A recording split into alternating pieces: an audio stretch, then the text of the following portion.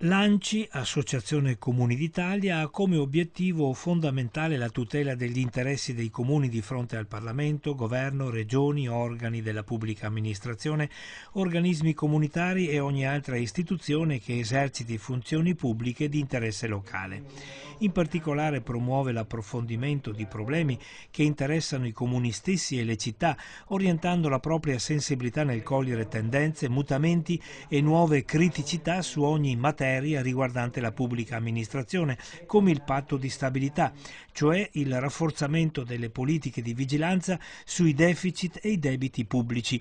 Ed è verso quest'ultima istituzione che l'ANCI Veneto, riunita in Valpolicella a Negrar, ha affrontato lo spinoso problema, formulando alcune proposte di modifica del patto per garantire una maggiore flessibilità della gestione.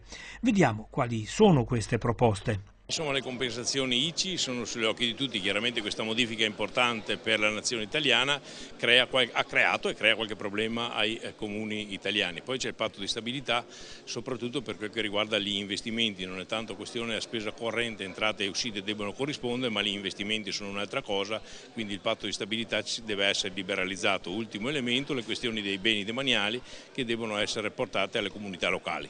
Il Consiglio regionale dell'ANCI Veneto a Negrar ha valutato anche quali saranno gli obiettivi più importanti che i comuni si propongono in vista del federalismo fiscale. Io credo che in attesa che i decreti attuativi possano un po' sollevare la situazione presente sul territorio, sarà compito dell'ANCI quello di valutare tutte le opportunità che permettono ai comuni di respirare.